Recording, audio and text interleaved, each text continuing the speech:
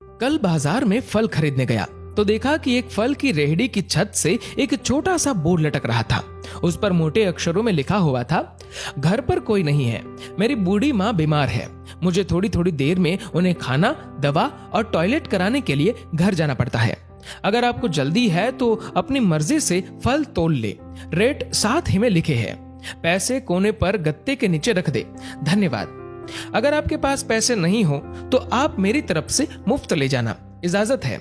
मैंने इधर उधर देखा, पास पड़े तराजू में 2 किलो सेब तोले, दर्जन भर केले लिए, बैग में डाले, प्राइस लिस्ट से कीमत देखी, पैसे निकालकर गत्ते को उठाया। वहां 100, 50 और 10-10 के नोट पड़े थे। मैंने भी पैसे उसमें रखकर उसे ढक दिया, बैग उठाया और अपने फ्लैट पर लौट आया। रात को खाना खाने के बाद हर रोज की तरह मैं और मेरा भाई टहलने के लिए निकले। मेरी नजर उसी सुबह वाली रेहड़ी पर पड़ी।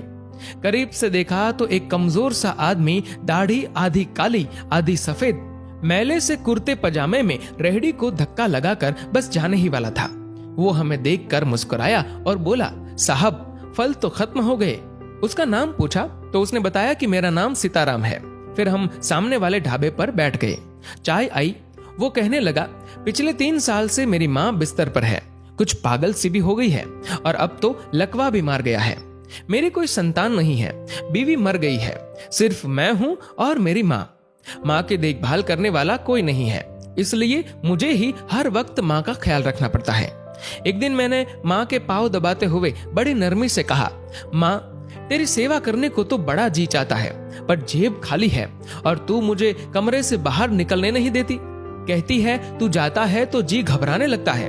तू ही बता मैं क्या करूं, न मेरे पास कोई जमा पूंजी है। ये सुनकर माँ ने हाँफते कांपते उठने की कोशिश की।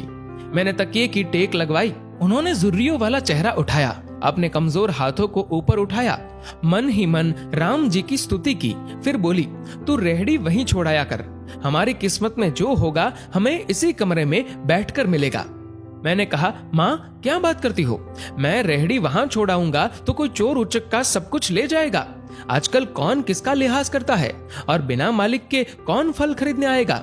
माँ कहने लगी, तू राम का नाम लेने के बाद रेहड़ी को फलों से भरकर छोड़कर आ जाया कर, ज्यादा बकबक मत कर, शाम को खाली रेहड़ी ले आया कर। अगर तेरा 1 भी रुपया गया तो मुझे बोलियो। 2.5 साल हो गए हैं भाई साहब, सुबह रेहड़ी लगा आता हूँ, शाम को ले जाता हूँ।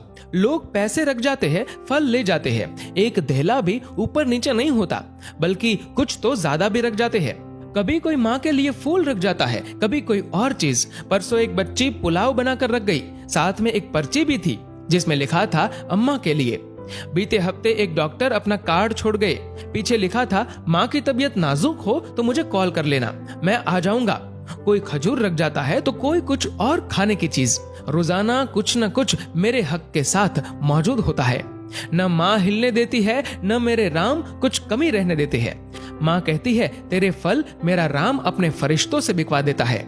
आखिर में इतना ही कहूंगा कि अपने माँ बाप की खिदमत करो और देखो दुनिया की कामयाबियां कैसे हमारे कदम चूमती है।